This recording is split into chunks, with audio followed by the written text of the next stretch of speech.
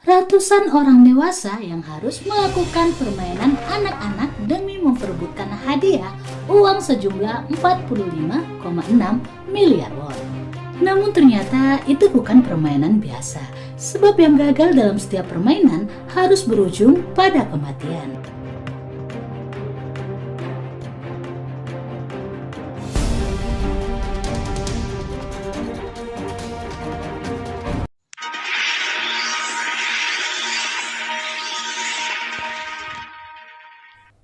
Hai kawan, Assalamualaikum. Jangan lupa klik tombol subscribe dan tekan tombol notifikasinya ya. Ini merupakan drama Korea dengan 9 episode yang berjudul Squid Game. Cerita dimulai dengan memperkenalkan seorang duda yang bernama Gi-hun. Ia yang menumpang hidup di rumah orang tuanya membuat sang istri memilih bercerai dan menikah dengan pria lain. Namun karena hari itu ulang tahun putrinya, Gi-hun mencuri uang ibunya untuk diikutkan taruhan dan berhasil memenangkan uang yang banyak. Sialnya ia bertemu dengan rentenir yang akan menagih hutang-hutangnya. Saat berlari, Gi-hun bertabrakan dengan seorang wanita yang ternyata wanita tersebut telah berhasil mencuri uang milik Gi-hun, sehingga Gi-hun mendapatkan ancaman daripada rentenir. Hidup yang susah serta tidak bisa membahagiakan putrinya di hari ulang tahun membuat Gi-hun merasa sengsara. Namun dalam kenelangsaannya, ia bertemu dengan seorang pria yang menawarkannya tiket untuk mengikuti sebuah permainan dengan hadiah uang yang sangat banyak. Akhirnya Gi-hun dan orang-orang dengan nasib yang sama memutuskan untuk ikut dalam permainan tersebut. Dijemput dengan sebuah mobil, Gi-hun kemudian diberikan bius agar kehilangan kesadaran sehingga lokasi yang dituju tidak dapat ia ketahui. Semua barang milik mereka juga disita dan akan dikembalikan ketika permainan telah selesai. Di tempat tersebut terdapat 456 orang dalam ruangan yang besar, dipimpin oleh seorang pria bertopeng dengan anak buah berbaju merah dengan tutup wajah untuk menjaga kerahasiaan mereka. Di sana Gi-hun juga bertemu dengan peserta lainnya, di antaranya Sang-woo, kakek Ilnam, Ali, Doksu, Miryong, dan Sebyok. Dan benar saja, Gi-hun tampak marah saat melihat Sebyok atau sang gadis yang telah mencuri uangnya. Tak lama petugas dengan topeng dan baju merah masuk dan menjelaskan beberapa hal. Salah satunya adalah bahwa peserta akan melalui 6 permainan dan harus menandatangani beberapa peraturan sebelum game dimulai. Dan game pertama pun dimulai. Permainan pertama yang harus mereka mainkan adalah lampu merah, lampu hijau, di mana sebuah robot raksasa yang bertugas sebagai penjaga akan membelakangi peserta saat mengucapkan lampu hijau, sehingga peserta dapat bergerak ke garis finish sebelum waktu habis. Namun, sang robot berbalik dan mengatakan lampu merah, maka semua peserta tidak boleh ada yang bergerak. Jika bergerak, peserta akan dieliminasi dengan cara ditembak mati. Dan tentu saja hal tersebut membuat para peserta panik, sehingga banyak yang berlarian hingga dianggap tereliminasi dan harus ditembak mati. Meskipun begitu, Gi-hun dan peserta lainnya harus tetap melanjutkan permainan dan berjalan menuju garis finish di antara mayat-mayat peserta lainnya sebelum waktunya habis. Sebab yang gagal melewati garis finish saat waktu telah habis akan tereliminasi. Setelah itu, para peserta kembali dikumpulkan dalam sebuah ruangan. Terpampang jumlah peserta yang tersisa dari 456 menjadi 201 orang. Ketakutan atas kematian yang harus mereka hadapi, akhirnya para peserta memutuskan untuk melakukan voting yang merupakan salah satu peraturan jika ingin permainan dihentikan. Namun sebelumnya, para peserta ditunjukkan hadiah uang yang akan mereka dapatkan jika berhasil menyelesaikan seluruh permainan, di mana jumlah uang akan terus bertambah sesuai dengan akumulasi peserta yang tewas. Dan itu menggoyahkan keyakinan separuh orang dari jumlah mereka. Namun dengan selisih 1 angka, akhirnya voting untuk permainan dihentikan yang terpilih. Para peserta pun dipulangkan ke daerah masing-masing. Gi-hun memutuskan untuk melaporkan hal tersebut ke polisi. Namun polisi tidak mempercayainya, tapi seorang polisi bernama Junho tampak tertarik. Ternyata ia memiliki kartu yang sama, di mana itu adalah milik kakaknya yang menghilang. Sementara itu Gi-hun yang mengetahui bahwa sang ibu menderita sakit serta dirinya yang diremehkan oleh suami mantan istrinya membuatnya kembali memutuskan untuk masuk lagi ke dalam arena game tersebut. Begitu pula dengan beberapa peserta lainnya yang akhirnya merasa bahwa hidup mereka tidak jauh lebih baik dari apa yang mereka hadapi di dalam game tersebut. Seperti di awal, mereka kembali dijemput dengan sebuah mobil. Kali ini Junho menyelinap ke mobil untuk menyelidiki hal tersebut, guna mencari keberadaan kakaknya yang menghilang. Dia memukul seorang panitia dan mencuri kostumnya untuk menyamar. Para peserta kembali dikumpulkan dalam ruangan yang besar. Kini jumlah peserta sebanyak 187 orang dengan nominal uang hadiah yang terus bertambah. Game selanjutnya pun dimulai, di mana mereka diminta untuk memilih bentuk-bentuk yang tertera. Ternyata itu adalah sebuah game untuk mengikis gulali mengikuti bentuk yang ada di dalamnya. Sayangnya Gi-hun memilih bentuk yang sulit, yaitu bentuk payung. Game pun dimulai. Beberapa peserta yang memilih bentuk yang mudah berhasil lolos. Peserta yang gagal kembali tereliminasi dengan cara ditembak mati. Dengan usaha yang keras dan ketakutan yang besar, Gi-hun akhirnya berhasil lolos dalam game tersebut sebelum waktunya habis. Begitu pula kakek Ilnam dan Ali. Setelah game kedua selesai, peserta kembali dikumpulkan di ruangan yang besar. Mereka diberikan sebuah minuman dan sebuah snack. Karena merasa kurang, Dokso, Myeong dan timnya berbuat curang dengan mengantri 2 kali. Hal itu membuat yang tidak kebagian merasa sangat marah. Terjadi perkelahian yang menewaskan seorang pria. Namun ternyata setiap ada peserta yang tewas, jumlah uang hadiah akan terus ditambah. Saat waktu istirahat tiba, ternyata saat itu pula game selanjutnya berjalan, di mana game tersebut adalah tentang pertarungan dan pertahanan hidup. Saat lampu mati, terjadi perkelahian yang berujung pada adegan bunuh-membunuh untuk mencari siapa yang paling kuat. Sang kakek Ilnam yang berteriak ketakutan membuat topeng hitam atau frontman menghentikan permainan dan membuat para panitia bergegas masuk. Beberapa peserta dinyatakan tereliminasi dan tewas. Jumlah peserta kini tinggal 80 orang dengan uang hadiah 37,6 miliar won. Wow! Esok harinya saat terbangun dari tidur, pengumuman akan game selanjutnya pun bergema. Seluruh peserta digiring ke sebuah ruangan. Mereka dipinta untuk membentuk tim yang terdiri dari 10 orang. Semula Sang-woo menginginkan agar tim mereka berisi laki-laki, agar tim tersebut kuat. Akhirnya tim tersebut terbentuk dengan 3 orang wanita yang mana Myeong yang dikhianati Doksu memaksa untuk bergabung. Kini tibalah saat permainan. Ternyata itu adalah sebuah game tarik tambang.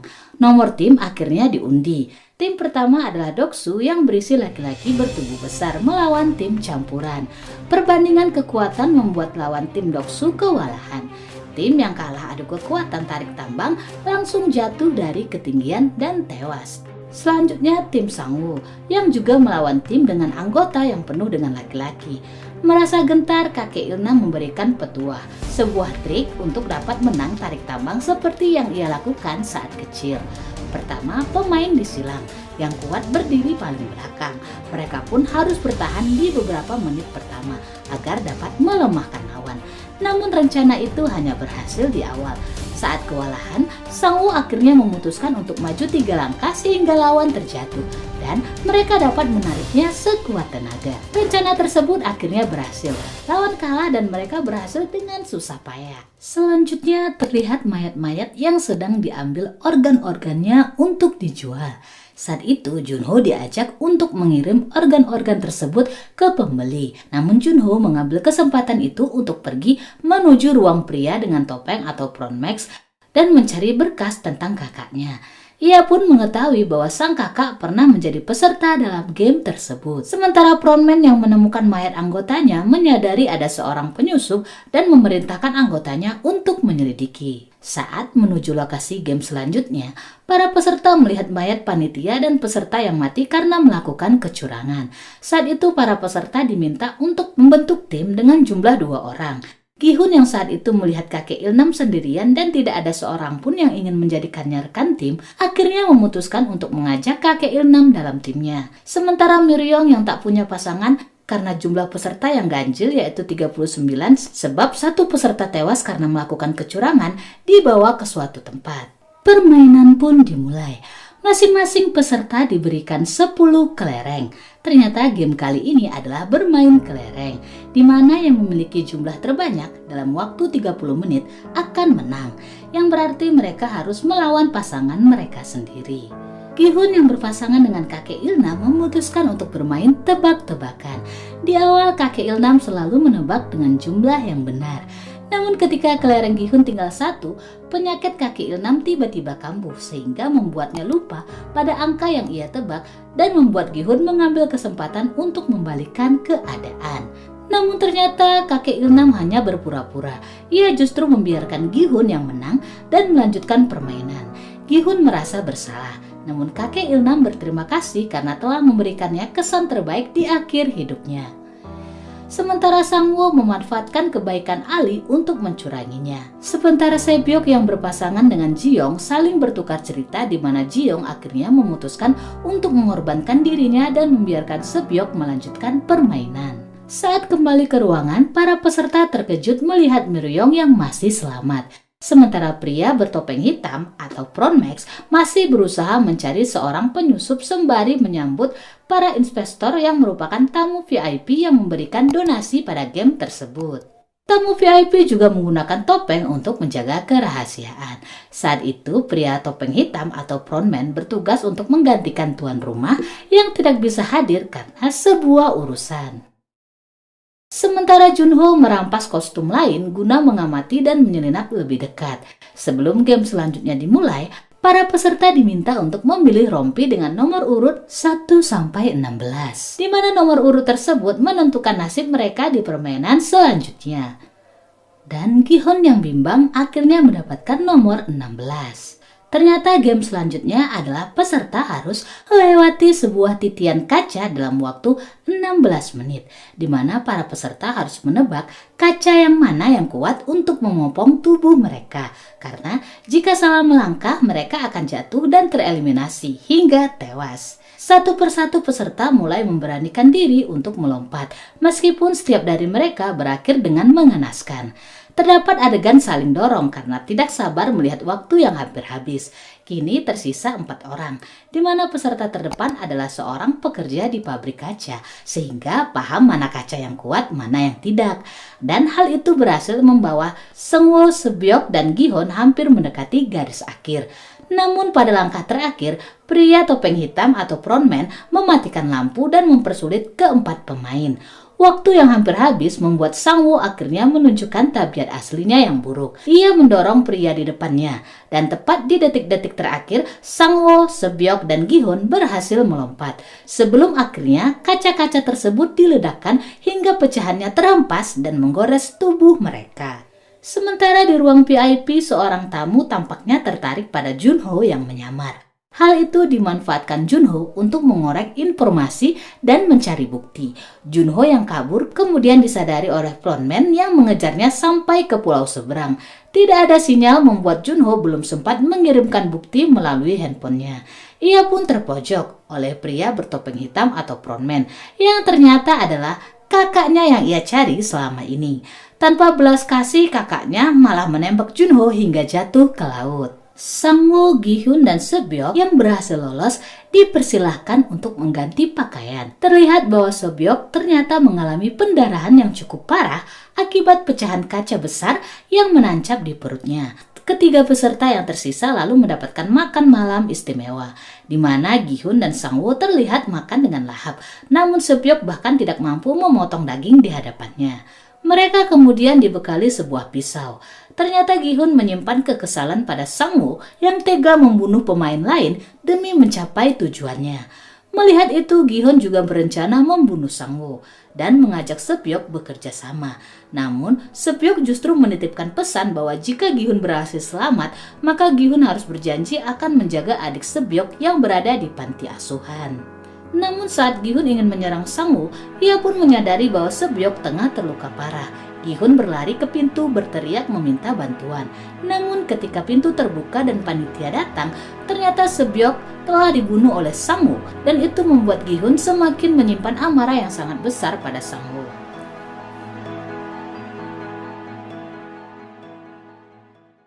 Esoknya game terakhir pun dilaksanakan. Game tersebut bernama Squid Game, sebuah game yang sering mereka mainkan saat kecil. Kali ini, Gi-hun berperan sebagai penyerang dan Sang-woo sebagai pertahanan. Di ruang lainnya, para tamu VIP sedang menyaksikan pertarungan tersebut. Gi-hun dan Sang-woo menggunakan pisau yang mereka miliki untuk saling membunuh satu sama lain. Derasnya hujan turut mengiringi pertarungan sengit mereka. Di awal Sang-woo berhasil memberikan tikaman pisau ke tubuh Gi-hun beberapa kali. Namun Gi-hun berhasil melawan. Dengan pisau yang masih menancap di tangannya, Gi-hun tampak akan menusukkannya ke Sang-woo. Namun tak disangka ternyata Gi-hun tidak tega melakukan hal tersebut. Ia tampak berjalan ke garis akhir. Namun mengetahui bahwa jika Sang-woo kalah maka ia akan dibunuh, membuat Gi-hun membatalkan niatnya. Ia malah menolak hadiah dan meminta game diberhentikan agar dapat menyelamatkan Sang-woo. Sesuai peraturan, jika kedua pemain sepakat, maka game dapat dihentikan. Namun ternyata Sang-woo justru menusuk dirinya sendiri. Ia menitipkan pesan pada Gi-hun agar menjaga ibunya. Dengan begitu, Gi-hun pun dinyatakan menang. Ia pun dikembalikan ke tempat asalnya dengan sebuah kartu ATM berisi 45,6 miliar won yang menjadi hadiah dari perjuangannya. Meski memiliki uang sebanyak itu, ternyata Gi-hun justru tidak bahagia. Ia merasa sangat terpukul atas kematian ratusan orang di hadapannya. Bahkan, ia tak sanggup menatap mata ibu Sang-woo. Apalagi hatinya bertambah hancur manakala ia mendapati sang ibu juga telah meninggal dunia. 1 tahun pun berlalu, Gi-hun terlihat semakin berantakan. Saat duduk sendirian, ia didatangi seorang penjual bunga. Di dalam bunga tersebut terdapat sebuah kartu permainan yang berisi sebuah alamat yang harus ia datangi. Namun betapa terkejutnya ia saat melihat kakek Ilnam yang sedang dirawat. Padahal seharusnya kakek Ilnam sudah tewas dalam permainan kelereng. Ternyata kakek Ilnam adalah tuan rumah atau atasan dari frontman, atau lebih tepatnya sang penyelenggara acara game tersebut. Kakek Ilnam mengaku bahwa meskipun memiliki banyak uang, tapi ia tidak bahagia. Apalagi ditambah dengan penyakit yang diderita dan vonis bahwa hidupnya tidak akan lama lagi. Ia pun mencari cara untuk bersenang-senang dengan membuat game tersebut dan berpartisipasi di dalamnya. Gi-hun tampak sangat marah, apalagi dengan alasan bersenang-senang kakek Ilnam dan orang-orang kaya lain tega membunuh ratusan nyawa. Namun kakek Ilnam berterima kasih pada Gi-hun karena telah menjadi teman bermain yang menyenangkan di sisa hidupnya. Kakek Ilnam pun akhirnya meninggal dunia. Gi-hun pun memutuskan untuk melanjutkan hidupnya dengan lebih baik. Ia menjemput adik Sebyok dan menitipkannya ke ibu Sang-woo untuk dijaga, serta memberikan sekoper uang sebagai janjinya pada Sebyok dan Sang-woo. Di penutup cerita terlihat Gi-hun yang akan menyusul putrinya ke luar negeri. Namun saat itu dia melihat seorang pria yang dulu memberikannya tiket permainan mematikan tersebut. Melihat hal itu, Gi-hun pun memutuskan untuk menelpon frontman dan berjanji akan menghancurkan permainan tersebut agar tidak ada lagi jatuh korban. Demikianlah alur cerita dari film Squid Game yang Mania Movie rangkum seapik mungkin dari episode 1 sampai episode 9. Film ini mengajarkan kita bahwa memiliki banyak uang tidak akan membuat kita bahagia jika kita tidak bisa bersama orang-orang yang kita sayangi. Terima kasih karena sudah menyaksikan video ini. Sampai jumpa di video Mania Movie selanjutnya. Bye-bye!